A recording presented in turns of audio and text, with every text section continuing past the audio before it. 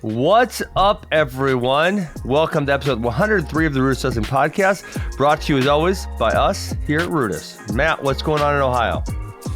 We've got a lot of things going on, but obviously, a couple days ago, yesterday, at the timing of when we're taping this, you came out and made your official announcement that you were going to retire. So, just on my behalf and the company's behalf, we wanted to say congratulations. It's been a fun journey to be alongside with you, seeing, from the outside, a little bit on the outside looking in, but seeing your journey over the course of the last year. And it hasn't been the last year when it talks about your fighting career. It's been a decade.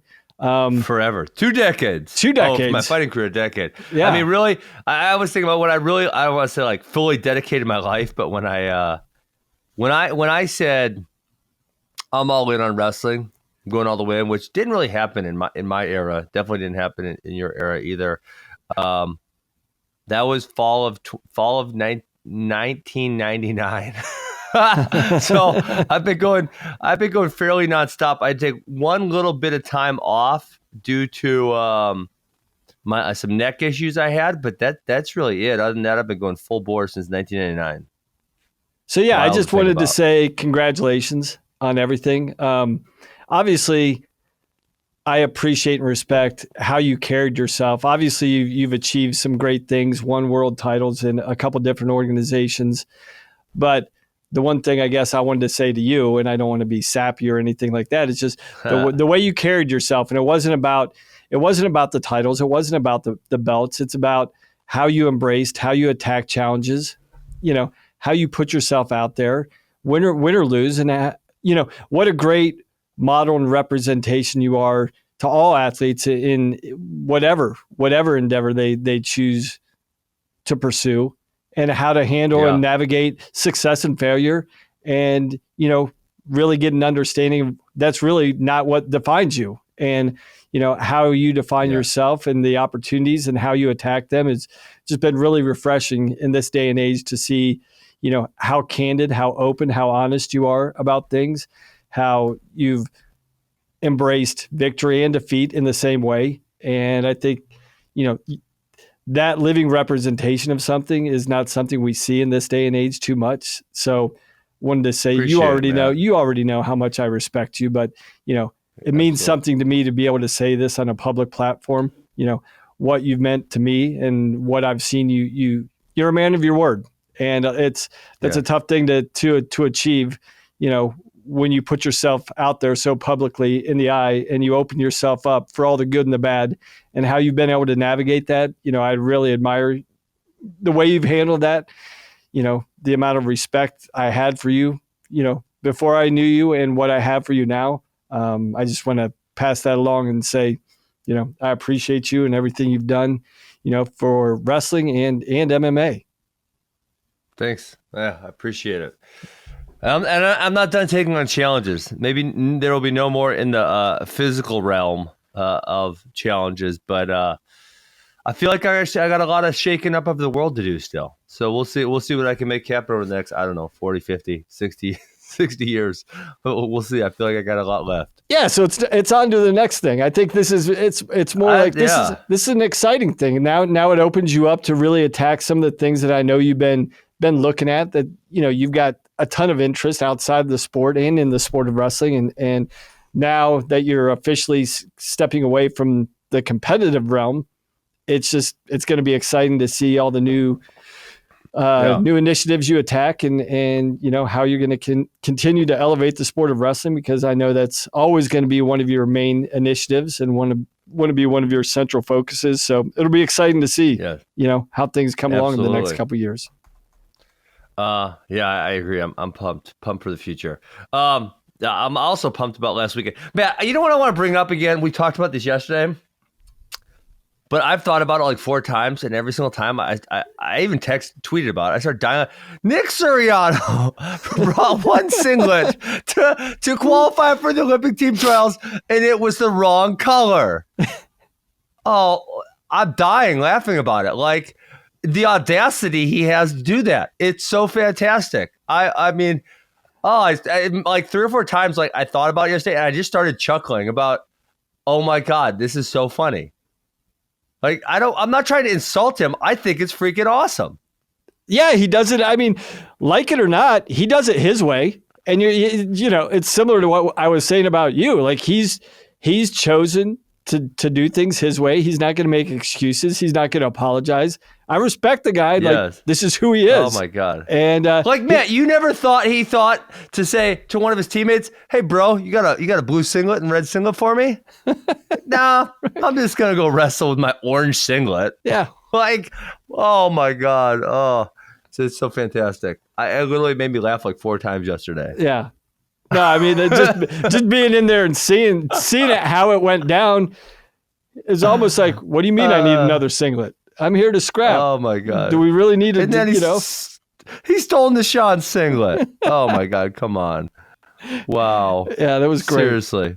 All right, Matt, we are never, ever, ever going to get through everything that happened yesterday. I mean, holy crap, was it a lot of stuff? I'm sorry, yesterday. I mean, last weekend. It was wow. So, I don't know, where do you want to start? There's so much stuff. I mean, OSU, Ohio State, Virginia Tech, Iowa, I mean, Penn State. Where do you want to go? I mean, we've come to expect some unexpected things, especially the first month of the season, but it seemed like even more so this weekend that there was, you know, a multitude of things that we didn't see coming. Yeah, so I just saw one of your notes. Okay, we got to start here because I just saw one of your notes. Iowa over UTC. They shut them out. But there is one question mark, and that's Spencer Lee's gas tank. And apparently you're pissed about it, Matt. Let's. I mean, he gassed. What, Matt? Come on, man. The man gassed. He's had gassing issues before, and you're pissed off about it. Tell me why. Have you seen him gassed in the NCAA finals?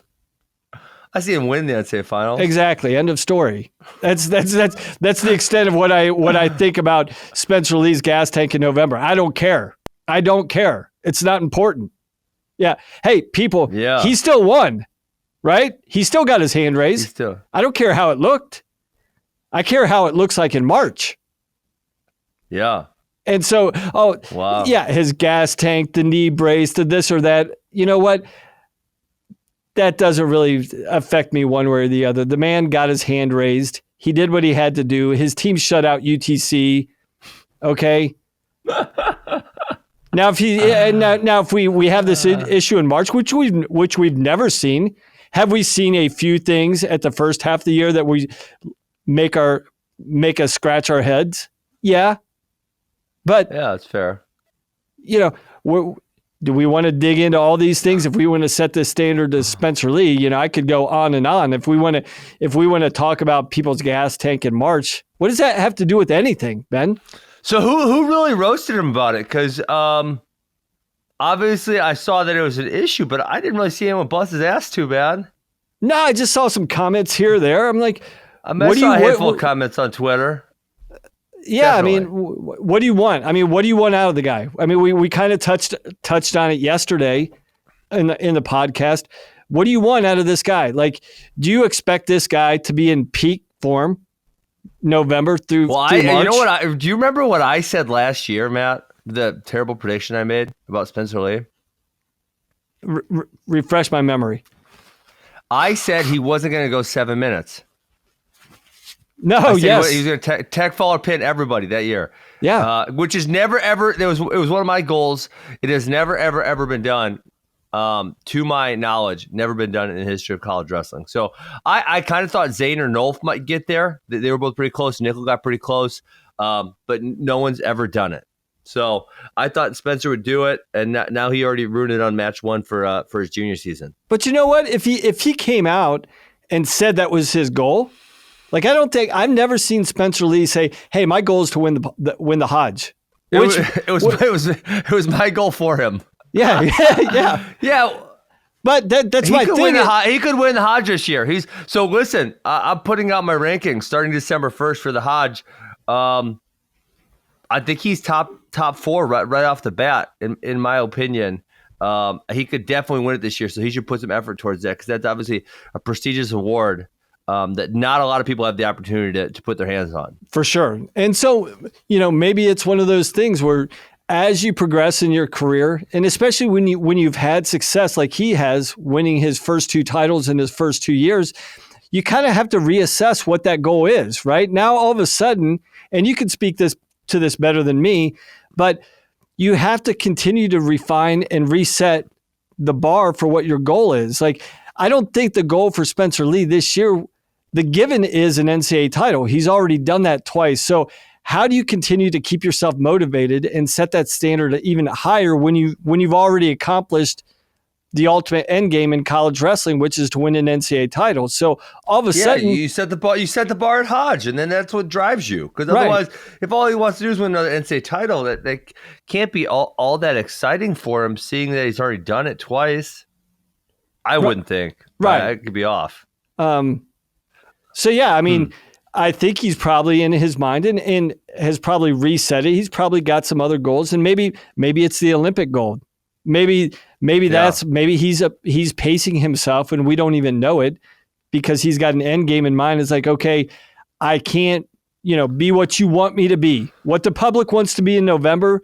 If my ultimate end game is the NCAA title and making the Olympic team mid-April, that's a long journey. You got to pace yourself. You got to have a pretty good strategic plan. We talked about this, but back to his performance this weekend, Ben. It's not like I saw the guy take injury timeouts, lung timeouts, right? He may not be looking his best, but he's still battling through. He's not one of those guys that's laying out. Thankfully, the new rules, no one takes long timeouts anymore. It's fantastic. The new rules fix that. So it's great. Is he the perfect version of what we believe he could be, and the standard we know he can be? No, as long as he's there, for his coaches, for his team, for himself in March, that's the only thing that matters. Yeah, that's true.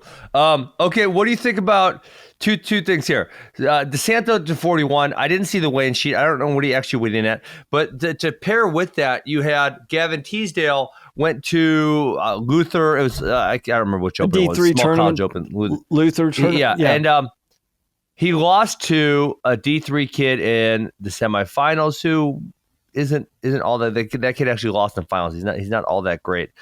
He's really good for that level. But, when people were talking so highly about DeSanto, like he's going to come in here and challenge Seth Gross or something, to see that happen, that really makes me scratch my head. So do you think they do go Teasdale, then DeSanto, or does DeSanto move back in? They put Murin back in. Obviously, there's a lot of options there for the Hawkeyes. Where do you think they end up going? I think they're going to wait to get a body of work together to make a more informed opinion. If you look at Teasdale, and again, he's had a pretty, bumpy road thus far in his first 2 years in college. Self-admittedly, he's been out there and he's been willing to talk about it, which I think is, I'll give the kid respect for that. I mean, he's owned up to some of his challenges. But he hasn't spent that much time on the mat in competition in the last 2 years. So I think they're probably going to continue to insert him, get him competition, get him matches, see how he's developing. And they have choices. That's a good thing with Iowa this year. They have choices. They're not stuck. They got a lot of choices. Right? So I think I would imagine, I didn't see the weigh-in sheet for DeSanto. I imagine he weighed in within range within striking distance of 33 or 41, especially with Iowa State coming up this weekend. I think they want to have their best lineup as they possibly can. And it would surprise me if he couldn't make 33 this weekend, but I don't know without seeing the weigh-in sheet. Because that's going to be an awesome duel. I'm so excited. Although I heard Gomez isn't going to be able to compete, which is a huge... Well, he can't make 33 by then. Right. Yes, that's a huge negative. And I think they had one other guy that's irresponsible on his part. It really is. Well, someone said Gannon Gremmel, Willie put it out that Gannon Gremmel got a flagrant, which means they have to miss the next match. I don't know. I don't believe that was confirmed. So right. I don't know if that's true or I'd seen that as well, but if he did get a flagrant misconduct, you have to sit out the next competition. So that's another blow. I mean, so that's kind of without jumping into next weekend or this coming weekend and talking about this premier match, it already seems like some of the luster is off of it, especially if Iowa State has two of their main guys out. But I would anticipate with DeSanto, if they need him inserted at 133, he can make 133. But I think they're just biding their time a little bit. I don't know what your thoughts are on that. Paul Glynn's not even a backup at or not a bad backup. He's pretty solid.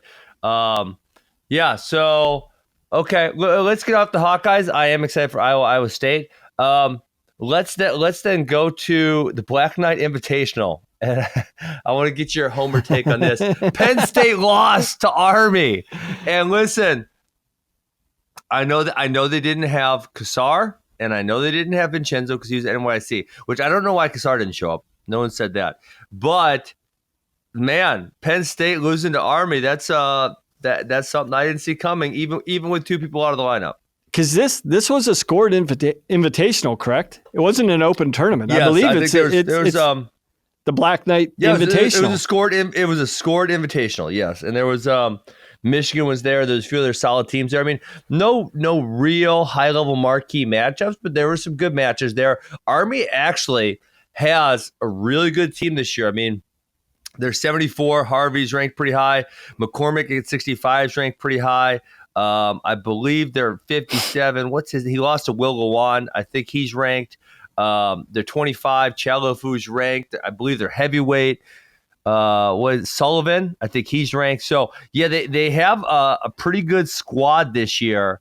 And Army's really starting to make moves. And obviously I'm saying it in jest that they beat Penn State because obviously the format with an 8-team invite obviously lends itself to Penn State not scoring as well either. But I guess Penn State's big weary at this point. I'm beating the heck out of that drum, Ben. If I beat Penn State anywhere, I don't care if it's an 8-man tournament, two of their main starters out. I'm beating that drum. I don't care, 7 of them are out. Yes. We won and beat the number 1 team in the country at our invitational. Like that would go a long, long way to any administration. If you tell them, we beat the number 1 team in the country in a tournament setting where they're at their best, where they've always been their best. I'm taking it. I'm taking it. Matt, now you're where they're at their best. You're embellishing. That's fantastic. But you do. I mean, you got to give Kevin Ward credit. I mean, they've had a phenomenal start of the season. To your point, they don't have any major weaknesses. They're solid 25 through heavyweight. They've good guys heavyweight. And I think if you're Army, that's kind of how you have to build your team because of the challenges they have being a service academy, getting the right fit there. That's going to, let me cut a promo for the service academies though. Cause I have a lot of high school kids who are now looking for colleges. I'm going to cut a promo from the service academies. Listen, all you punk high school kids who don't know what you want to be when you grow up, if you're good enough and have good grades enough to go wrestle at the service academy, you will come out of college without any debt, and you'll have a nice, solid job for 5 years. That's fantastic.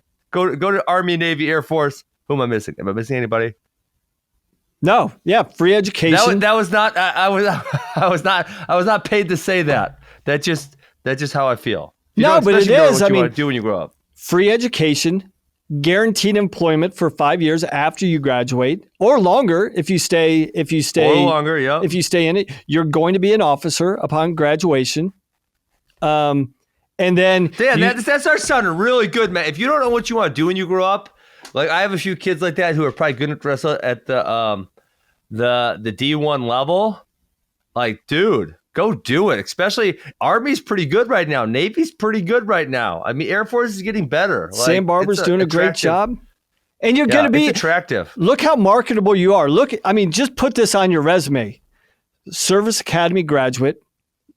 Army, Navy, Air Force, served in the military as an officer for 5 years. And then if you decided to jump into, the professional realm, you're a D1 athlete. You've got the Service Academy on your resume and officer military services within the first 5, by the time you're 25, 26, and you're in your mid 20s, you all already have these powerful things on your resume. Like, yes. We should get paid for this, Matt. We just cut a great advertisement for the service academies. But it is. I mean, it's Army send us a check. Yeah. But it is a great way of life. I mean, is it a very disciplined way of life? But we already embrace that as well. Are there challenges? Some kids love it, and some kids love that. I mean, that's the life a lot of kids want to live. Not a lot of kids. That's the life some kids want to lead, and that's fantastic. And it's one of those situations where some of these kids, they need to live that life. They need that highly structured environment, to really form them and shape them. I mean, it's a necessary thing for a lot of these kids. And I think, we overlook it or dismiss it. But I think for me personally, I mean, that was, if a service academy, if I had ever had an opportunity to take the reins of a service academy, I would have jumped at it in a heartbeat, just because I think, heck yeah, because I never got. It is a struggle, right? Because you have to find. Okay, first you have 3 things here, Matt. You have to find kids that are good enough to wrestle at the divisional level. You have to find kids who want to go to the service academy, and you also, because a lot of kids don't want to do that these days. And like I said, I'm trying to point out the positives for them, but there are a lot of kids who don't see the positives there. And then obviously number 3, they have to have good enough grades and everything to get in, because they are not easy places to get into school at. Correct. Now there is some opportunities with the with their prep academies. A lot of they all have their service academies or their preparatory academies, where if you don't get in, you can go to the this gap year. I'm messing up the terminology, but you can go there. It's called a prep school. It's called, MAPS is the Navy one, right. I believe. I think or Air Force Prep is the Air Force one. I don't know what the Army one is. But I always thought what a cool thing to do. Like, even though I never served in the military, I was compelled, and if I was ever able to lead like Army, Navy, Air Force, I think it would be just a great opportunity for me to give back to the country. That I was helping develop not only men, but men that are going to serve our country and help lead our country. And it's like, what else could you want if you're a coach? I mean, I think it's just a phenomenal thing that each one of these coaches, Kevin Ward, Joel Sherritt, Sam Barber, all these men that are leading the service academies are doing not only a service for the sport of wrestling, but for the country. And I think that's really admirable. Yeah. Yeah. I'm getting all sentimental here on this episode with you and the service academies. Honestly, I had a Coach Horton, who was one of my coaches at the University of Missouri, who I had a great relationship with. He felt the same way. He felt compelled in the same way, and he went and coached the Air Force. And then he felt compelled so much that he actually stepped away from coaching. He teaches combatives full time at Air Force Academy. Yeah, so, he just transitioned into that role this summer, right? Yes. Yeah, that's really cool. So he felt similarly to you. Okay, let's get back to wrestling. That was like a 10-minute promo on the service academies. You guys can send a check to my house or to RUDIS or wherever the hell you want. So let's talk about Penn State's problems. Okay. We talked about Iowa's problems. Penn State's problems. Brody Teske is probably not going to score that many points this year. They have a hole at 49. Both for Clarendon and Gardner are okay. And Kyle Connell's not very good. I mean, I know he took 30 NCAAs. I want to say that's an anomaly. I've watched all 3 of his matches this year. He barely beat the kid from Navy. He barely beat the kid from, I believe, Maryland, and he lost to the guy from Army, and then injury defaulted out. I mean, that is like, I think they're saying, holy crap, what are we going to do here? Well, I think in that situation, I don't think they're knee-jerking that bad. Obviously, they're. I'd be knee-jerking. I would knee-jerk. I would knee-jerk so hard I'd kick someone in the nuts. Yeah, but they have Beard.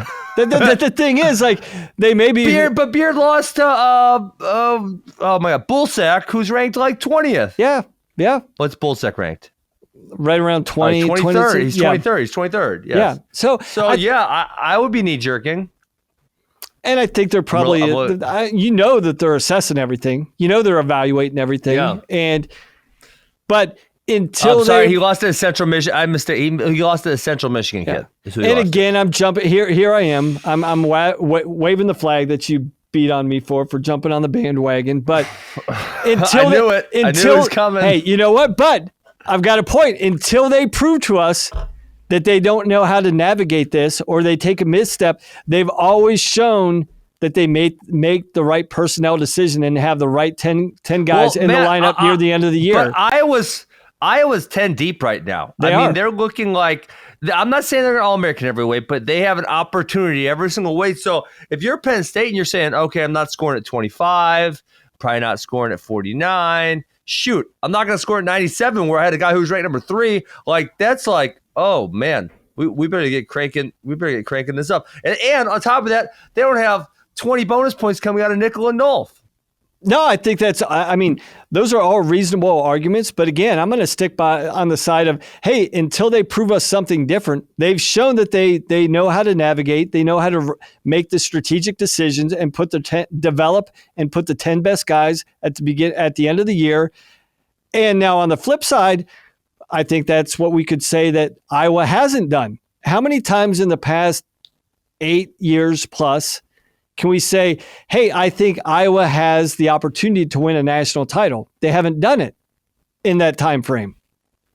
Now, I think Penn State has had some more obvious advantage. I thought you were going to, yeah. They've had some more obvious advantage. I thought you were going to make the argument that Iowa made a bad personnel decision. That's why I thought you were going to make the argument, which, I mean, you didn't. So I wouldn't argue. I wouldn't have had a counter argument. I mean, the thing for me, Ben, right now, I wouldn't argue against anybody in the country that wants to say Iowa has the number 1 team right now on paper. I wouldn't have any argument with that, and I probably couldn't. Probably couldn't argue it, on paper, just straight up on paper right now. If you want to say Iowa's the number 1 team and the pick to win the NCAA tournament in March right now, I couldn't argue with that, but. Yeah. What I can do is oh my gosh! I looked at Flo's rankings. Guess who's ranked number 3? I didn't even. So Wisconsin. This right now. No, they're not. They're down to 7. So number 3. It's really close. Like there's not a lot of gap between anyone moving down past number 3. But number 3, come on, guess who this is? This just shocked me. But when I think about the lineup, it's right on. What do you got for me? Number 3. So you got Penn State, Iowa. Penn State, Iowa. Penn State's 1, Iowa's 2. Then they're close. And then there's a gigantic jump down to number 3. Fill me in. I'm blanking. Northern Iowa, 51.5. Ohio State 51. Arizona State 48. Really? Wow, that's crazy. Yeah. Well, I mean, Thompson's good. Are you going off the tournament? Rankings. This is tournament rankings. So, because I was just going to say 3rd. Yeah. Yeah, I bet Lujan is 4th, and I bet Steyert's really high is my guess. So let's see where Steyert is. Steyert is 5. So we have 3, 4, and 5. Yeah. Wow, that's impressive. Go Northern Iowa. Good job, Doug Schwab. Yeah, because I was going to say they did just get beat by Northwestern this past weekend. They got. But based on their tournament, based on their tournament, let's bring that duel up. Yeah, I mean, in all fairness, at 97, and Lucas Davidson is very good, but they did take an injury default there, which Holschlag's had numerous injuries over the course of his career. But they had, obviously they gave up 6 points there. But Northwestern, I mean, I don't know what Northwestern is ranked as a tournament team. It can't be too low because they have a lot of bright spots. Obviously, you have Rivera and Deacon, who are ranked high as always, but you've added other really key elements into their lineup this year. I mean, Yaya Thomas is wrestling really tough, junior world team member. Lucas Davison, junior world team member, who's really good. So you have other ones in there that are tough. Wow, Northwestern's all the way down at 15 in the tournament rankings. I guess I would have imagined them being higher. Yeah, I would think in the tournament rankings, I would put them in the top 10 because you got to think Deacon and they Rivera. Don't have Lucas Davison on the rankings at all. So there's one. Yeah, I know that Matt is. Oh, and they have Holschlag at number 3 on here. Gotcha. Flo does. So that's. Yeah, I know. Yeah, I know. I know Storniolo's been, talking a lot about Davidson, and so we'll see how he develops. But you would think with Deacon and Rivera, those are probably top 3 guys. I don't want to guarantee anything, but you would think guaranteed top 3. I would think so. Is Rivera going back down? Because now this is his second matchup at 133. He is, and I got to give credit to Jason Bryant. Are you 100% sure? Yeah. Are you 100% sure he's going down? Yes, you are. I did get clarification from Jason Bryant. Reached out to me, so I got to give Jason credit. And Jason Bryant knows everything. I appreciate him reaching out to me and pointing this out. Is that Rivera is on his descent plan? He can't make it down yet. That's why we're seeing him up. But he is following his descent plan. So thanks, Jason. Nice. If I have some obscure knowledge that I need to know about the sport of wrestling, I text Jason Bryant first. He knows it all. He does. He's, anything you want to know. Yeah, brilliant. He's like the wiki wrestling. It should have Jason Bryant, right? Yes, absolutely. Okay. So you're not worried about Penn State. Let's go, and we kind of mentioned Northwestern. Northwestern, you and I. Let's talk about Ohio State. They have 2 matches. I believe some interesting results. So first of all, they beat Pittsburgh pretty good, and we are high on Pittsburgh and their improvement. I think the big win there was Chase Singletary beat Demetrius Thomas, who's had a really good start to the year, and that's bumped Chase Singletary all the way up to number 9, which I think has to take some of the sting out of losing Kirk Levitt, that you have a sophomore that's ranked number 9 in the country. Doesn't that take some sting away to you? It's got to, and I know that everybody had high hopes, especially when they announced that they were pulling Kirk Levitt out of redshirt, that he was going to wrestle right away. I think people just automatically, they started thinking, well, we have a title contender at heavyweight. But you never know how that's going to play out. The guy still has a blown out knee that he never got fixed, and you never know how he's going to navigate. And we saw, some of the struggles, especially late year, that I think Gable Stevenson dealt with, from seeing the depth of competition, especially in the Big Ten week after week after week, how it kind of can take an edge away from you by the end of the year. So we see the potential of Kirk Levitt and what he could do, but he's never done it before. So you don't know what you're getting or what you're losing. With Singletary, I think we have a better body of work. And I think, the way he's wrestling now and the way he's able to probably continue to build up his body, since I think there was some discussion about where he would be this year, he's now got the opportunity to build up his body. And he's had some really good results the first couple of years in his career. Obviously, he had a stellar high school career. So, I don't think they're going to lose much, From a public perception, I think Ohio State thinks they lost a lot, but I think the reality of it is I don't think they're going to lose that much. I think Chase Singletary is probably going to be on the podium. Me to say that.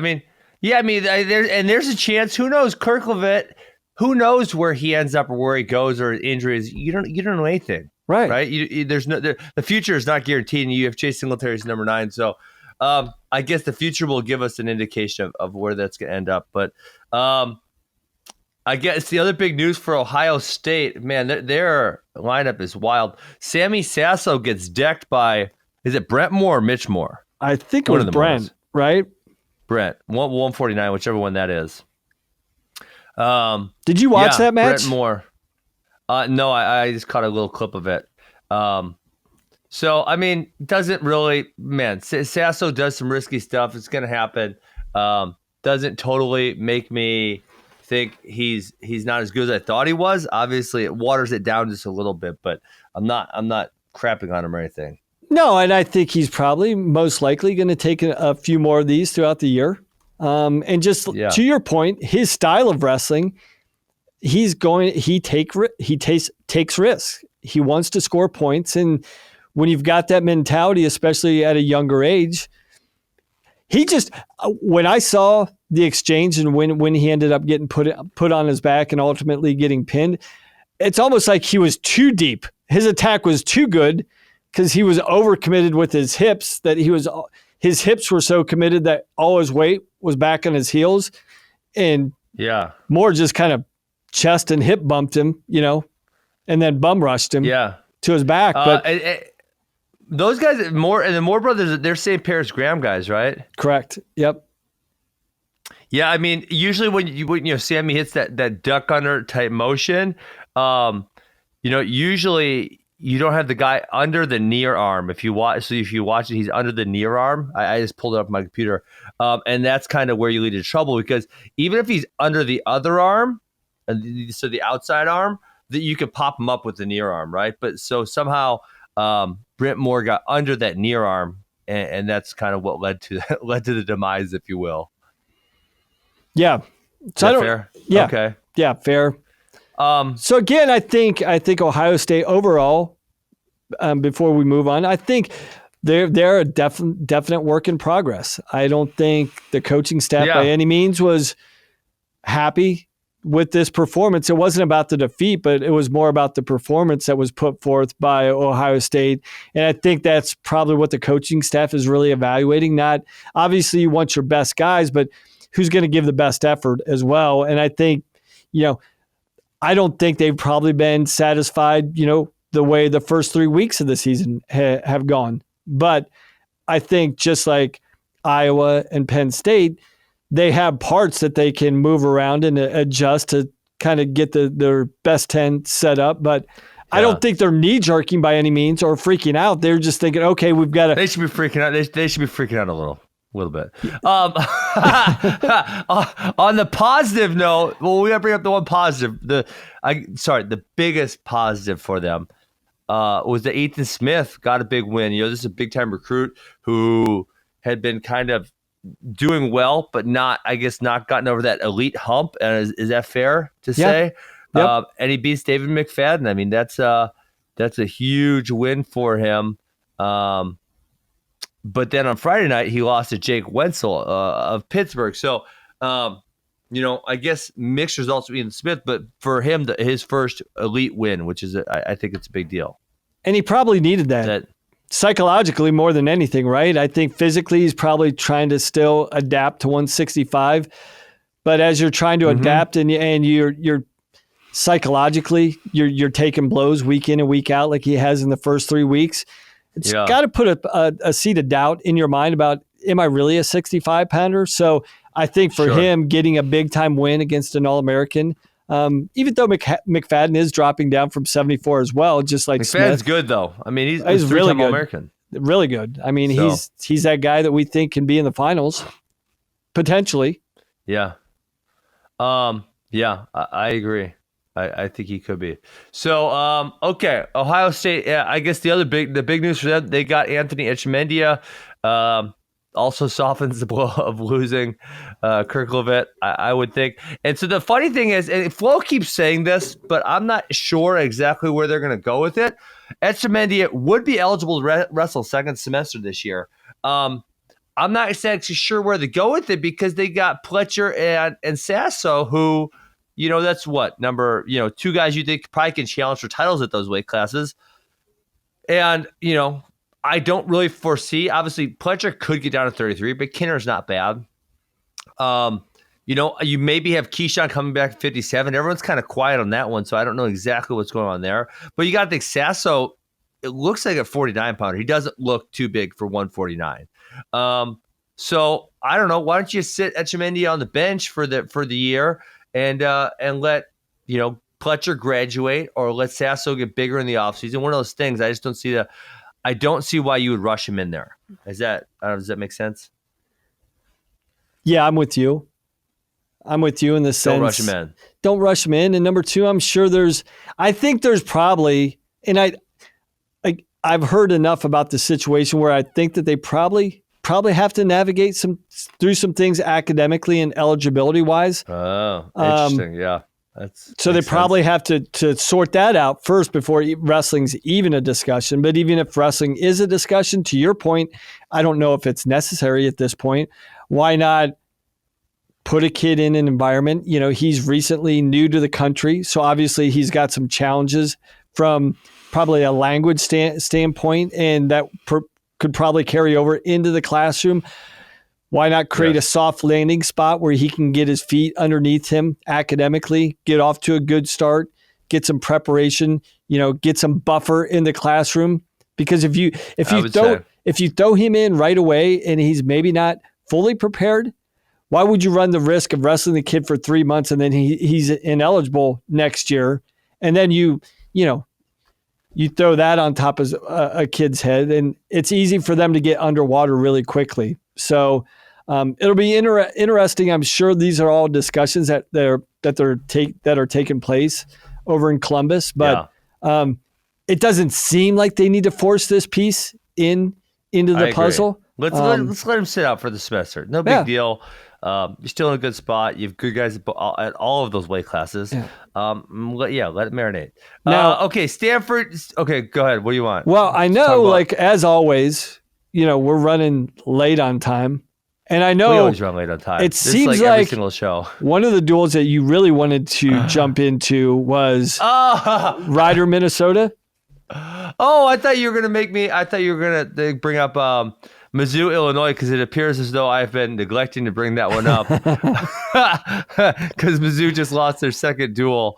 Rider, Minnesota, I mean, I just couldn't believe the result. And when I looked at it, there was no matches. I'm like, okay, whatever. There's no matches I really wanted to discuss that much. It was just, obviously we gave Eggum a lot of credit for the turnaround he had last year, and they got 5 All-Americans, I think, or something like that. And then now this year, I mean, Minnesota losing to Rider, that is something that feels like it shouldn't go in the same sentence. Yeah, I agree. Now, and this is where I'm going to go slightly off the wrestling tangent, and I'm not going on a tangent. I'm just trying to inform. We've been on no tangents this show, man. Yeah. No tangent. I'm just trying to inform, our listeners how their administration may be evaluating the program, right? And I think when we see a program like Minnesota, who's perennially, or since J-Rob took over, perennially a top 10 team, a medal contender, a trophy contender. They've won multiple NCAA titles under J-Rob. And so they set a standard for themselves that this is what we should expect from Minnesota from a wrestling standpoint. Now, their off the mat issues are well documented, and that can give a black eye to the program. And when you are under a microscope like they have been in the last couple of years, sometimes the administration, reconfigures the litmus behind how they measure a program's success or failure. And I think I would have to say, if I'm Minnesota's administration, in the grand scheme of the athletic department, remove our wrestling bias, right, Ben? Because obviously wrestling's the most important thing to us. Let's be honest, for their administration, wrestling's not important to them. In the grand scheme, it's a little bit important, probably. It's a priority, but not the most important thing. So I would think probably the administration is telling Eggum, like, Brandon, you better run a clean program. And they had a little misstep, and I think it was on the athlete, whatever happened to Gable. But you got to understand, like, the meetings that he's probably having with his AD and how they're trying to tell him how they want him to lead the program, because you're not completely autonomous when you're running your program. You're doing it in conjunction with your administrator. You wonder what the administration is saying. Is it, hey, right the ship, get the program culturally where it needs to be, and then we'll look at performance. But first and foremost, I want to make sure culturally the program's back where it needs to be, where it's a positive reflection on and off the map for the athletic department. And then you square that away, then we're going to measure you on results. So I think there's a little bit more context. Obviously, this is like, holy crap, like, how can Rider beat Minnesota? That should never happen. And I get that. That's probably where you would come from. It's like, I don't care what the status of the program is. Rider should never beat Minnesota, right? And I get that. Yeah. I mean, I agree totally. And I don't know what conversations are going on with this athletic department, but I got to assume there are some issues off the mat that they need to get taken care of. But I would assume the athletic department cares about both, right? Academic success off the mat and on the mat, all of those things all at one time. And that, they got to put all those things together.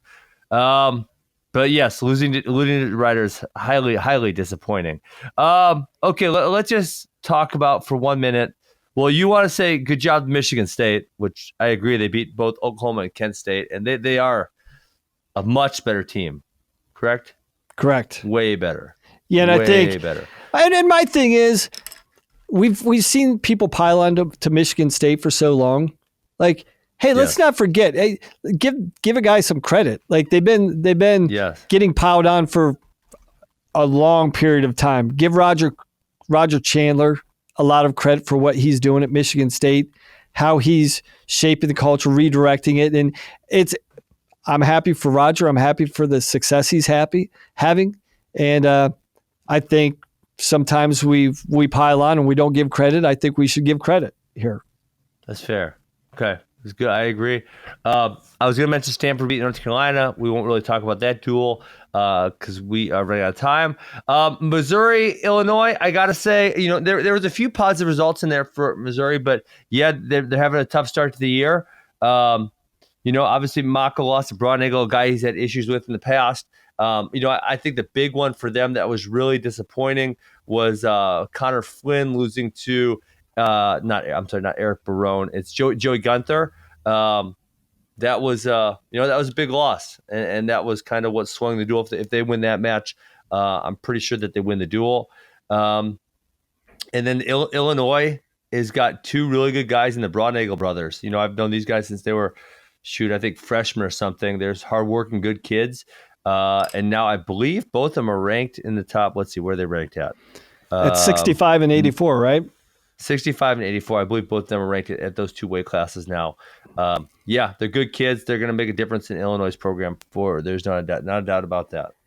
Yeah, I look at a duel like this, Illinois over Missouri, and I see two very similar teams talent-wise. And really, when you have that scenario, it's going to come down to one match here or there, and whatever break goes your way. But I mean, typically walking into that match, you look at it, that's more of a 5-5 match walking in if you're the coaches and being realistic. So and Mizzou got the slight upset of JQ's over Eric Barone. So we kind of went both ways. Yeah, and I think a similar thing could be said. I think the last match we need to talk about is Okie State versus Lehigh. I don't think a lot of people on paper would have said Lehigh versus Okie State over Okie State, which they got. John Hughes is a good buddy of mine, and we were talking before and after the match. And after the match, he was trying to be the coach, like, man, we'll take it, but it was ugly. I'm like, come on, Hughesy. Come on. It was ugly. It was ugly, but you still beat Okie State. That's a good win. You'll take that win however it comes. And it came down to criteria, right? They were tied 20-20 based on total points scored. I think it came down to. But there was a forfeit. One of Oklahoma State guys failed a skin check, which how often do you hear about that? That was, and then Chris Weiler ended up getting pinned at 97 for Lehigh. I mean, there's just kind of weird results all across the board. On both sides, right? He weighted 185 pounds. Like, I thought he was going 174. What the hell is he weighted at 185 for? I mean, it was just like, what is going on here? That's what I felt like. I think it's probably one of those situations. What it sounded like from talking to those guys, neither coaching staff was satisfied after the match. Like, nobody was a winner because even when winning, like, I know Lehigh was like, man, we had 3 or 4 things that just, man, that was because they probably thought Chris Weiler was going to win. So if they win that one, they win by a whole bunch. Right. Yeah. It was a bizarre duel. Okay, we had a lot of fun wrestling going on this weekend. Also, I think probably I'm most looking forward to Iowa State. That's going to be a blast. Is there any other big ones that you're looking forward to, Matt? Not off the top of my head. I'm still trying to process this past weekend and turn the page to next weekend. Yeah. Wisconsin's going to be at UVU, which has got, just off the top of my head, heavyweight. Orendorff is ranked like 3rd now, and Hilger beat him last year. So Hilger last year got thrown to his back for 6 points and came back and won in overtime. So those are two top-ranked guys. And then at 65, there's Demetrius Romero and Evan Wick, who are both top 10 guys. So it's going to be a really good duel. Some really high-level matches. Between those two teams. Let's see if I can Google. And then in a couple weeks, it's Wisconsin, Iowa, right? That's I won't be able to go to that one. That's in like 2 weeks. Yeah. Yeah, that will be a good one. All right, Matt. Well, that's it for us. We appreciate you guys tuning in as always, and we'll catch you guys next week. Peace. Sounds good, Ben.